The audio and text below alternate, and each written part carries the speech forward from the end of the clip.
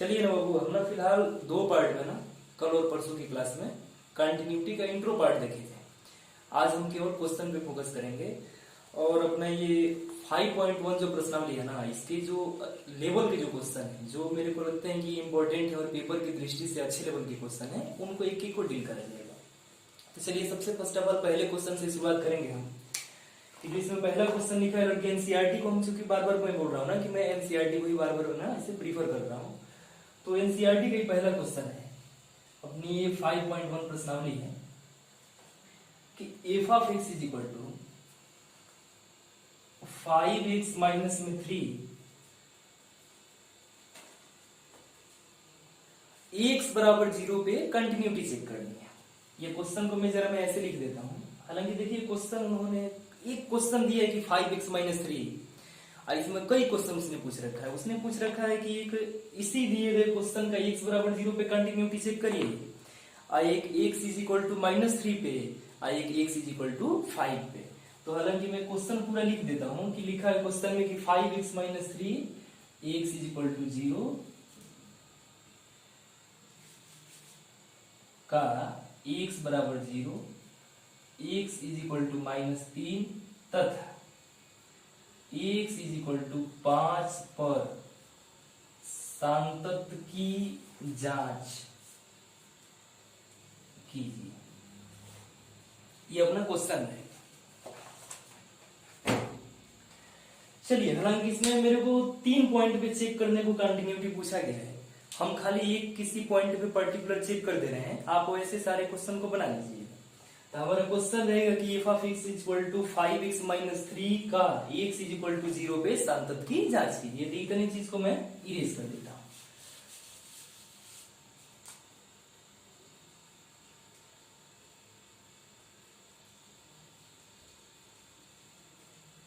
ऐसे तो हमने चेक करने का क्या रूल पढ़ा था? जो सबसे फर्स्ट ऑफ ऑल जो फंडामेंटल रूल है ना अपने, कि जो मतलब किसी भी क्वेश्चन को चेक करने के लिए पर्याप्त होता है, वो ऐसा होता है कि limit x tends to a, particular point a पे चेक करना है। तो किसी फलन के लिए f ऑफ x के लिए ये वैल्यू बराबर हो जाए किसके? तो ये बराबर हो जाए f ऑफ a के।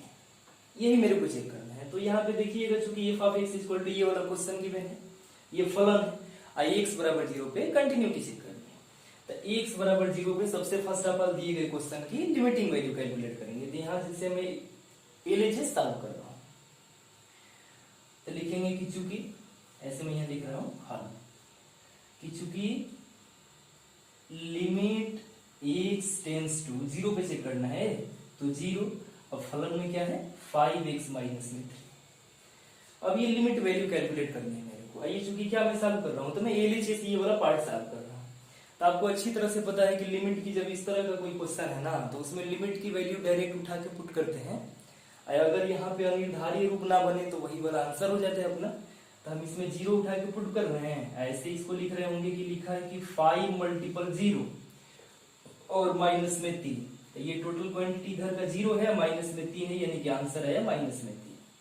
अब जरा हम इसको चेक करेंगे कि चूंकि लिखा है कि f of x is equal to 5x minus में 3। अब फलन की यानी कि इसको बोलते हैं फंक्शनल वैल्यू, हमें चेक करना है f0। तो यहाँ पे उठा के रखेंगे x के बदले 0, अब बगल में 5 मल्टीपल 0 माइनस में 3, यानी कि आंसर है माइनस में 3। तो यहां से क्या मेरे को दिखने लगा ना कि चूंकि लिमिट x टेंस टू 0, अब 5x माइनस में 3 की वैल्यू बराबर है किसके? तो ये बराबर है f0 के। ये कितना आया है? तो ये 3, यानी कि -3 या -3 दोनों बार आंसर है। चूंकि मैं बता दूं कि ये आंसर ये -3 और -3 नहीं है, ये दोनों वैल्यू आपस में इक्वल है। तो हम चूंकि इस बात को लिख रहे होंगे कि अतः फलन 5x माइनस 3x बराबर 0 पे कंटिन्यूअस है। तो यहाँ पे इस बात को आप नोट कर लीजिएगा कि अतः फलन 5x माइनस में 3x बराबर 0 पे कंटिन्यूअस है। चलिए, इस क्वेश्चन को एक बार हम दूसरे टेक्निक से भी करेंगे। इससे पहले कि आप इसको खूब बढ़िया से नोट करो। चलिए एक बार ना इसे फिर हम दूसरे टेक्निक से सॉल्व करेंगे। हालांकि दूसरा टेक्निक नहीं है, उसी का थोड़ा सा एक जो प्रसार वाला रूप है, कि हम ऐसे इस पर पढ़े थे ना कि limit x tends to 0 negative, याद आ रहा है कुछ LHL, यानी कि f ऑफ x ये इक्वल होना चाहिए limit x tends to 0 positive, यानी किसका, फलन का। मैं यहाँ फलन थोड़ा साइलेंट कर रहा हूँ, इसी फलन का करना है ना। आइए टोटल क्वांटिटी बराबर होनी चाहिए किसके, तो f c, particular point c के लिए, लेकिन यहाँ पे है 0 तो हम लिखेंगे F0 ऐसे। चलिए तो इसमें तीन चीजें हैं, तीनों को जरा मैं अलग अलग यहाँ पे कैलकुलेट करूंगा। तो इसको कैसे कैलकुलेट करते हैं, तो हम यहाँ निकालेंगे, इस चीज को बोलते हैं LHA। तो LHA तो लिखेंगे ऐसे कि limit x tends to 0 negative, फलन 5x माइनस में 3। फिर अगले स्टेप में इसी बात को कितना लिखते हैं, तो इसको ऐसे लिखते हैं कि लिखा है कि लिमिट h टेंस टू 0, अब फलन में जहां जहां x होता है वहां आप क्या लिखते हैं, a माइनस एच लिखते हैं। तो a के बदले यहाँ 0 है, तो फलन में जहां जहां x होगा वहां रखेंगे a माइनस एच। बोले तो लिखा है कि 5 मल्टीपल a माने 0 माइनस में h मतलब कि माइनस h। तो डायरेक्ट इसमें लिख सकते हैं कि 0 माइनस h ऐसे। अच्छा है, कुछ लोग इसको थोड़ा सा जल्दी लिखने को होता है तो 0 माइनस h यानी कि माइनस h लिखते हैं 5 का मल्टीपल में करके। अब माइनस में ये वाला 3 है, फिर अगर लिमिट की वैल्यू इसमें उठा के अगर आप रख रहे होंगे ना, तो ये वाली चीजें 5 मल्टीपल माइनस में h यानी कि माइनस 5h माइनस में 3, h की वैल्यू 0 रखने के बाद फाइनली लास्ट में आंसर क्या आएगा, माइनस में 3। तो LHL कितना आया ना, ये LHL इसका कितना आया, तो LHL इसका आया है अपना माइनस 3। तो एक बार हम चेक करेंगे RHL। तो RHL इसका कैसे कैलकुलेट करते हैं, तो सबको पता है इसको ऐसे लिखना होता है कि लिमिट जिस पे चेक करना है उसको थोड़ा सा ऐसे लिखते हैं कि 0 पे चेक करना है, तो 0 पॉजिटिव। अब फलन कौन सा है, तो फलन है 5x माइनस में 3। अब फिर इसको अगले स्टेप में कैसे लिखते हैं, यहाँ लिखते हैं x टेंस टू 0 नहीं बल्कि h टेंस टू 0। तो लिमिट h टेंस टू 0 ऐसे। अब फलन में जहां x होगा वहां पे आप रखेंगे a प्लस h। तो यहाँ पे 5 है, अब मल्टीपल में यहाँ x के बदले रखेंगे 0 प्लस h, अब माइनस में 3। तो इस तरह से जब फिर से इसको कैलकुलेट करेंगे तो लिखा है कि 5h माइनस में 3, h की वैल्यू जब इसमें 0 पुट करेंगे तो फाइनली लास्ट में आंसर आएगा माइनस में 3। अब फिर यहां से मेरे को कैलकुलेट करना है f ऑफ a पे अगर चेक करना होता है तो यहाँ पे मैं 0 पे चेक कर रहा हूं तो मेरे को कैलकुलेट करना है f0। तो लिखना पड़ेगा कि चूंकि f of x is equal to 5x minus में 3, तो क्वेश्चन गिवन है। अब इसमें मेरे को f0 चाहिए, तो फलन में यहाँ x के बदले आपको 0 लिखना है, यानी लिखेंगे f0। ये आंसर कितना होगा, 5 मल्टीपल 0 माइनस में 3 यानी कि माइनस में 3। तो आपको क्या यहाँ से पता चला कि चूंकि particular function f of x minus में 3 का x बराबर 0 पे LHL RHL f of a तीनों क्वांटिटीज आपस में इक्वल है, अतः फलन 5x माइनस में 3 x बराबर 0 पे कंटिन्यूअस है। तो ये बातें कहीं ना कहीं मेरे को लग रहा है कि आपको अच्छी तरह से समझ में आ रही होंगी। चलिए इसको एक बार नोट करिए। एक और इसका टेक्निक है, विथ ग्राफ की वे से बता सकते हैं या विथ प्रमेय की वे से बता सकते हैं। तो एक बार इसे नोट करिए, फिर हम बताना चाहेंगे इसको भी। ओके, चलिए एक बार फिर से इसको ट्राई करेंगे ना कि और क्या चीजें हो सकती हैं जिससे आप इन फाइनली इसको बता सकते हैं ना कि ये कंटिन्यूअस फलन है। तो आपको याद आ रहा होगा ना कि मैं एक प्रमेय आपको बताया था। वो प्रमेय ऐसा था ना कि कोई भी बहुपदी फलन ऑल रियल नंबर के लिए यानी कि किसी भी वास्तविक संख्या के लिए एक सतत फलन होता है। अब वही चीजें यहाँ पे अपनी काम करेंगे। आप अगर ध्यान से देख रहे होंगे तो चूंकि हल में इसको आप ऐसे भी लिख सकते हैं कि चूंकि 5x माइनस में 3 एक बहुपदी फलन है, बहुपदीय फलन है, अतः कोई भी बहुपदी फलन, प्रमेय याद आ रहा होगा आपको है ना, कि कोई भी बहुपदी फलन किसी भी वास्तविक संख्या के लिए कंटिन्यूअस फंक्शन होता है। तो कुल मिलकर थोड़ी सी अगर समझदारी अगर विकसित हो गई है ना, तो यहाँ पे x बराबर 0 ही ना। वो एक और क्वेश्चन यहाँ पे दिया था कि -3, एक और दिया था कि x इक्वल टू 5 पे भी चेक करना है। तो कुल मिलकर समझ सकते हैं आप कि अगर 0 है ये भी एक वास्तविक संख्या है, -3 ये भी एक वास्तविक संख्या है, और एक और क्वेश्चन पूछा है 5, वो 5 भी एक वास्तविक संख्या है। ये पर्टिकुलर एक बहुपदी फलन नहीं है। तो कोई भी बहुपदी फलन किसी भी वास्तविक संख्या पे कंटिन्यूअस फंक्शन होता है। तो ये चूंकि एक रैंडम तरीका है जिससे आप पकड़ सकते हैं, क्वेश्चन के आंसर तक पहुंच सकते हैं, लेकिन जो इफेक्टिव आंसर लिखने का जो तरीका है ना, इस टाइप के क्वेश्चन के लिए आप वही चीजें लिखो जो चीजें मैंने इससे पहले चीजें बताई है ना, कि LHL सिद्ध करिए, उसका RHL सिद्ध करिए। फिर से एफ ऑफ ए की वैल्यू कैलकुलेट करें। अगर ये क्वेश्चन थोड़ा सा सिंपल टाइप का है तो डायरेक्ट इसका लिमिटिंग वैल्यू कैलकुलेट करें तो भी हो सकता है। तो इस तरह से आप इसको लिख सकते हैं कि 5x माइनस में 3 एक बहुपदी फलन है, अतः कोई भी बहुपदी फलन, कोई भी बहुपदीय फलन है ना, प्रत्येक वास्तविक संख्याओं के लिए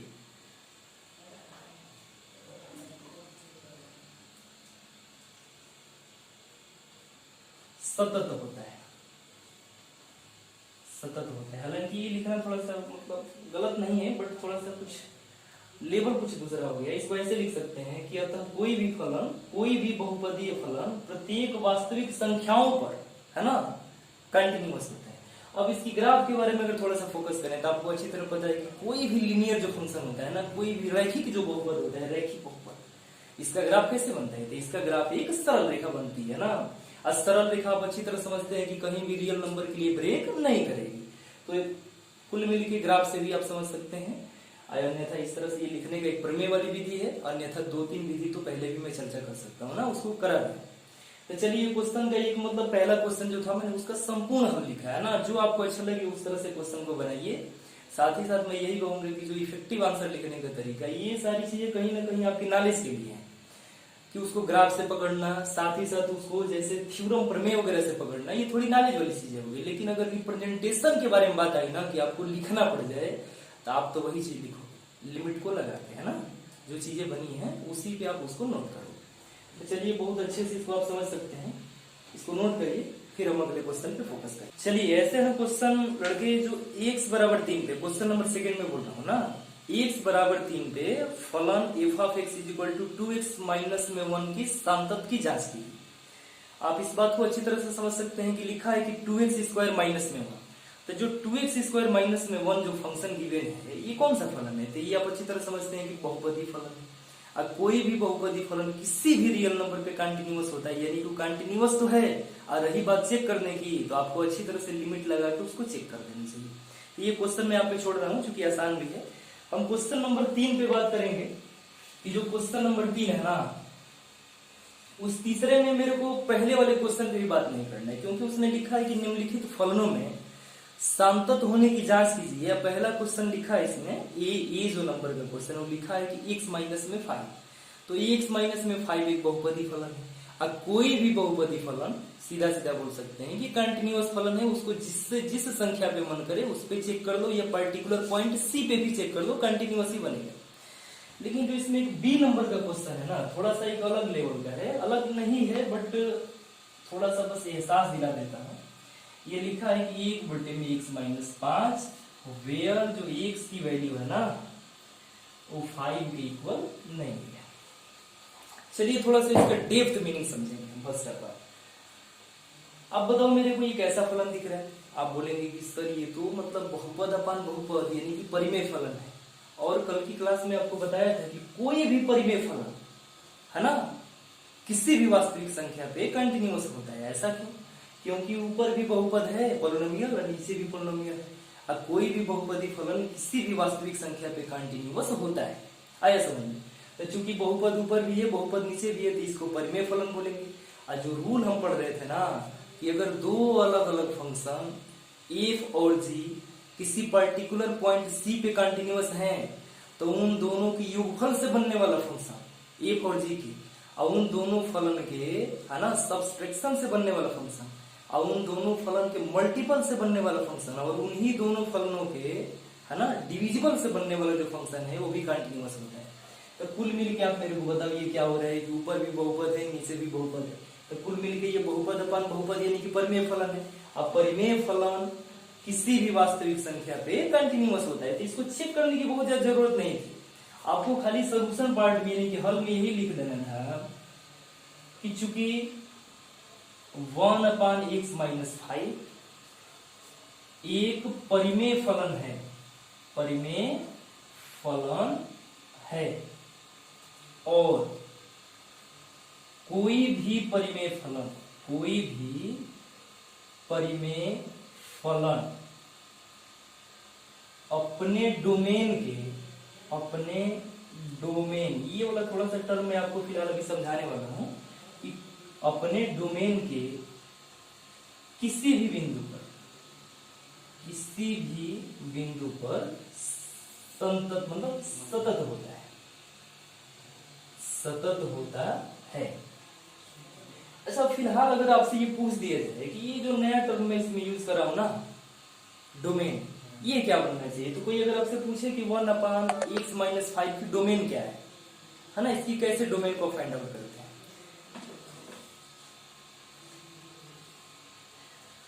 तो 1 मिनट के लिए थोड़ा सा हम ध्यान लगाएंगे।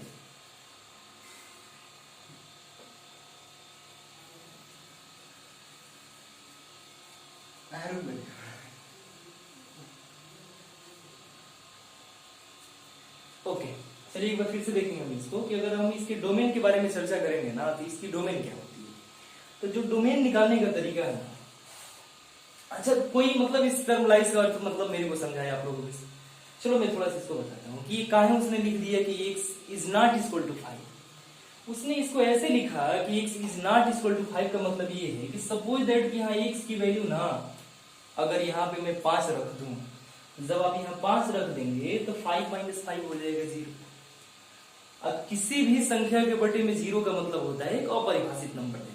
तो ये फंक्शन और फंक्शन नहीं रह जाएगा, कब, जब x की वैल्यू यहाँ 5 पुट कर देंगे तब ये फंक्शन क्या बन जाएगा, तो ये फलन बन जाएगा एक अपरिमित संख्या, अपरिभाषित रूप हो जाएगा, यानी कि फंक्शन ये डिफाइंड नहीं रह जाएगा, अनडिफाइंड हो जाएगा।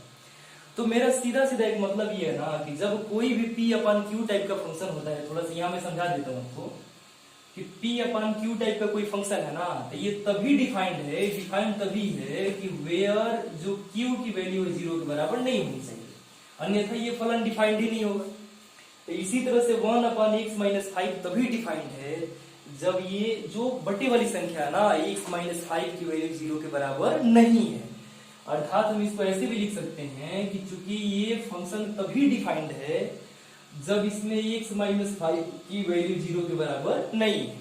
तो जब इसे कैलकुलेट करेंगे तो ये उधर को जाता है, हालांकि ये प्रभाव कुछ नहीं डालता है। आप अच्छी तरह समझते हैं कि जैसे इक्वल वाली चीजें काम होती है ना समीकरण में, वैसे ही 5 उधर को जाएगा तो हो जाएगा प्लस में, और थोड़ी सी अगर आपको ऊपर की चीजें यहाँ दिख रही होंगी ना, तो वही टर्म यहाँ पे लिखा है। मतलब कोई आपसे पूछे कि इस फंक्शन का डोमेन क्या है, तो इस फंक्शन का डोमेन ऑल रियल नंबर है, कोई भी वास्तविक संख्या है, बस किसको छोड़ के, 5 को छोड़ के।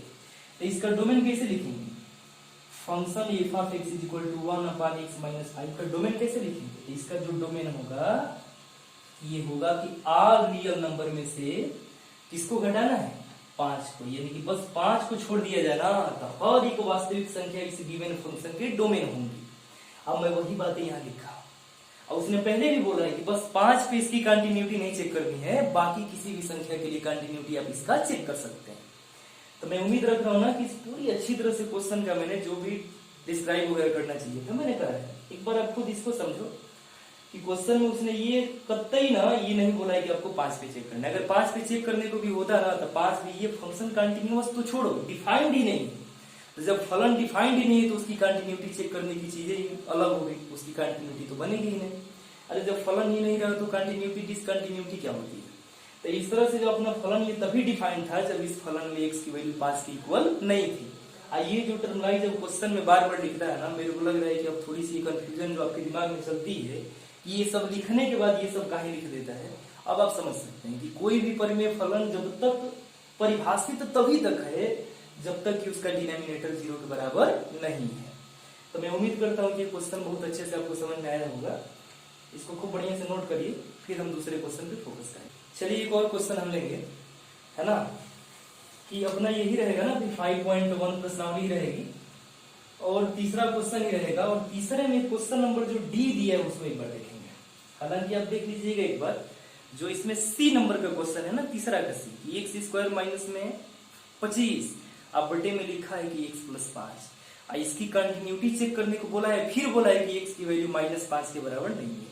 अच्छा, इस पर -5 का है लिखा, आप अच्छी तरह समझते हैं कि जो बटे में x - 5 लिखा है उस x + 5 की वैल्यू 0 के बराबर नहीं होनी चाहिए, तभी जो फंक्शन जो गिवन है ना वो डिफाइंड कहलाएगा। तो जब x + 5 की वैल्यू 0 के बराबर नहीं होगी तो वहां से एक चीज निकल के आएंगी कि तब तो x की वैल्यू -5 के बराबर नहीं होगी।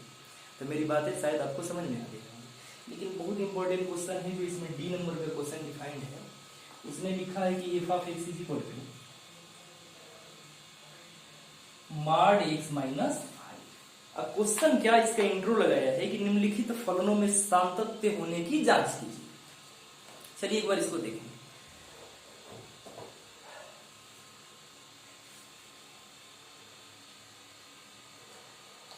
तो इसको जानने से पहले थोड़ी सी आपको जान लेनी चाहिए ना कि जो मॉडुलस फंक्शन होता है उसको कैसे ब्रेक करते हैं।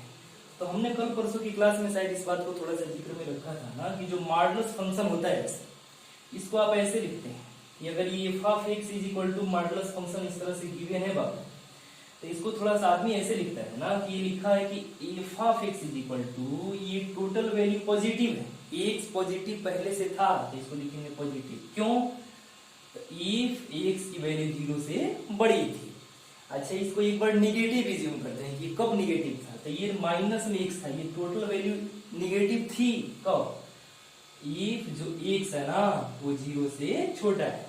लेकिन आपको अच्छी तरह पता है कि एक्स की वैल्यू अगर 0 भी लेते हैं या 0 से बड़ी लेती हैं तो भी ये वाला जो फंक्शन एक्स है ना, ये वाला एफ ऑफ एक्स, ये इसकी वैल्यू क्या आएगी? प्लस में एक्स आएगी। तो इसलिए यहाँ पे इक्वल का भी साइन चिपकाते हैं। तो चलिए इस तरह से इसको भी मैं ब्रेक करूंगा, है ना। तो ये जो ब्रीफ एक आइडियाज है जो मॉडुलस फंक्शन को लिखने की ना, वो आप समझ सकते हैं। तो इसको मैं इरेज कर रहा हूँ, ये वाला अपना क्वेश्चन रहेगा।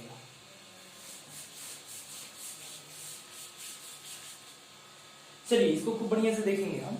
ये चूंकि ऐसे लिखा है कि f of x is equal to, ये टोटल वैल्यू प्लस में, यानी कि एक्स माइनस 5, इसके आगे प्लस का साइन है। कब? इफ जो एक्स माइनस 5 है ना, ये ग्रेटर देन है 0 से। और जब इस चीज को आप सॉल्व करेंगे ना, तो जो 11th की चीज है इनइक्वालिटीज है ना, असमीका है। तो जो यह समीका है ना, यह समीका को कैसे सॉल्व करते हैं? तो उधर भेज सकते हैं आप, या इसमें प्लस 5 दोनों ऐड कर सकते हैं। तो जब इसको उधर भेजेंगे तो ये वाला उधर जाके हो जाएगा x इज ग्रेटर देन 5। इसको जरा मैं ऐसे लिख सकता हूं कि x इज ग्रेटर देन 5। फिर इस पूरे वैल्यू के आगे माइनस का साइन, यानी कि माइनस में x माइनस 5 इफ, है ना, ये कब सही है? तो जब x माइनस 5 की वैल्यू इज लेस देन है 5 से, सॉरी 5 नहीं 0 से। तो जब हम 5 को उधर भेजेंगे तो जाके प्लस हो जाएगा, ठीक है। तो जब उधर जाके प्लस हो जाएगा तो सीधा सीधा हो जाएगा कि x इज लेस देन 5। तो ये ऐसे लिखा है कि x इज लेस देन 5। अब जरा इसको आप सही से लिख लो। तो ये वाला लिखा है कि 5 माइनस में x, प्लस में लिखा है ऐसे कि माइनस में x प्लस 5। तो जरा मैं इरेज कर देता हूँ, इसको लिख रहा हूँ कि 5 माइनस में x।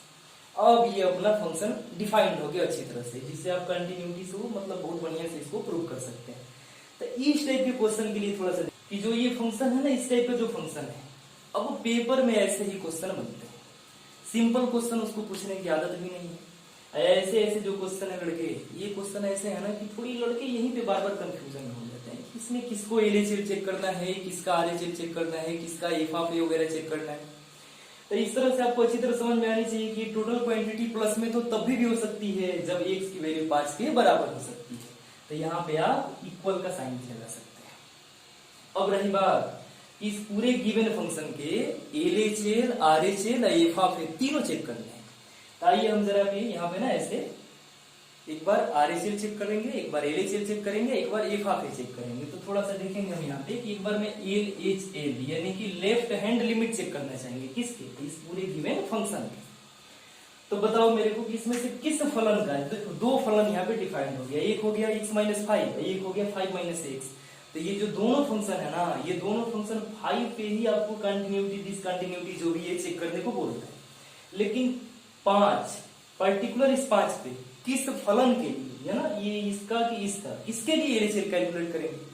तो इसके लिए थोड़ी समझदारी ये होती है कि मैंने आपको बताया था कि यहाँ पे देख के आप समझ सकते हैं ये बड़ी चीज है कि जो x की वैल्यू है वो 5 से छोटी है। तो जब वैल्यू दिए गए पर्टिकुलर पॉइंट से छोटी होती है लेकिन फिर भी उसकी तरफ अग्रसर होती है, तो इसका मतलब क्या है? इसका मतलब सीधा सीधा ये है कि वैल्यू लेफ्ट से राइट की तरफ बढ़ना चाहती है, छोटे से बड़े की तरफ बढ़ना चाहती है। तो इस गिवन फंक्शन के लिए पर्टिकुलर इस 5 के लिए, जिसके लिए x की वैल्यू 5 से छोटी है, के लिए ये वाला फलन डिफाइंड है और ये वाला फलन डिफाइंड है LHS के लिए। अगर बातें समझ में आ गई है तो ठीक है, अन्यथा एक बार मैं फिर बता रहा हूँ कि जिसमें ऐसा लगे ना कि पर्टिकुलर, ये तो समझ में आ गई कि मेरे को 5 पे ही LHS और RHS दोनों चेक करना है, लेकिन किसको RHS चेक करेंगे, किसको LHS चेक करेंगे? तो हम चेक करेंगे किसको कि x की वैल्यू 5 के लिए पर्टिकुलर है ना, यहाँ पे x की जो वैल्यू है वो 5 से छोटी है, 5 से छोटी है फिर भी 5 की तरफ अग्रसर है,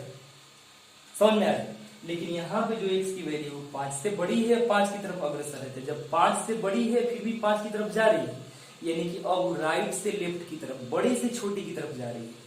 तो बड़े से छोटे की तरफ जाएगी तो उस गिवन फंक्शन को आप RHS चेक करिएगा, और जब छोटे से बड़े की तरफ जाएगी तो वहां पे LHS चेक करिएगा। तो यहाँ पे इस फंक्शन का मैं LHS चेक करूंगा। तो LHS में कैसे लिखेंगे कि limit x tends to 5 negative, और उसके बाद किस फंक्शन का, पर्टिकुलर 5 माइनस x का, इस तरह से। जब इसको चेक करेंगे तो ये लिखा है कि लिमिट h टेंड्स टू 0, अब फलन में जहां भी x होगा वहां पे क्या रखेंगे, a माइनस h, बोले तो 5 माइनस h, तो पहले से यहाँ 5 है, ये माइनस का साइन, और x के बदले रखेंगे 5 माइनस h, यानी कि 5 माइनस में h कुछ ऐसा। आगे कैलकुलेट करेंगे तो ये वाला हो जाएगा लिमिट h टेंड्स टू 0, और ये है 5 माइनस में 5 प्लस में h, ये कैंसिल आउट हो गया। इसकी वैल्यू जब यहाँ पुट करेंगे तो ये वाला आंसर आएगा 0। तो हम बोलेंगे कि चूंकि गिवन फंक्शन के लिए यहाँ पे जो LHS है ना वो आया है 0, तो RHS भी मेरे को चेक करना है। एक बार RHS हम चेक करेंगे, लेकिन इससे पहले कि आप इसको नोट करें। ओके, चलिए एक बार RHS हम चेक करेंगे। तो RHS के लिए आपको अच्छी तरह से पता है कि ऊपर वाला फंक्शन डिफाइंड है, इसको आप ऐसे लिखेंगे limit x tends to 5 positive, और कौन सा फंक्शन, तो x माइनस 5, ऐसे। थोड़ा सा आगे इसको ऐसे लिखते हैं कि लिमिट h टेंड्स टू 0, ठीक। और उसके बाद यहाँ पे लिखेंगे फलन में जहां x होगा वहां पे a प्लस h, तो x के बदले लिखेंगे a प्लस h, तो a बोले तो 5, अब प्लस में h, ये पहले से माइनस 5 है, तो इस तरह से ये और ये कैंसिल आउट होगा। अब बगल में लिखेंगे कि चूंकि h की वैल्यू जब यहाँ 0 पुट करेंगे तो हो जाएगा टोटल आंसर 0। तो हमको याद है ना कि इससे पहले RHS चेक करे थे उसमें भी 0 आया था, LHS चेक करे थे उसमें भी 0 आया था, यहाँ पे RHS चेक हुआ है इसमें भी 0 आया है। तो इस तरह से LHS और RHS दोनों आपस में इक्वल तो आ गए, लेकिन हमें f ऑफ a भी चेक करने की जरूरत है। तो चूंकि आप मेरे को बताइए कि हमें f ऑफ a उसी पे चेक होता है जब फलन पर्टिकुलर किसी दिए गए ना मान के लिए इक्वली दिया गया हो। तो यहाँ पे देखिए x की वैल्यू 5 के बराबर है, तो x की वैल्यू 5 के बराबर भी है और 5 से बड़ी भी है, के लिए ये वाला फलन डिफाइंड है, यानी कि इस फंक्शन का आप f ऑफ x से f ऑफ a कैलकुलेट करेंगे। तो इसको हम कैसे लिखेंगे, तो इसको लिखेंगे कि चूंकि f of x is equal to x minus में 5, और उसके बाद मेरे को 5 पे वैल्यू चेक करनी है, तो यहाँ रखेंगे 5, तो ये वाला हो जाएगा a5 और बगल में हो जाएगा 5 माइनस 5, यानी कि टोटल क्वांटिटी 0।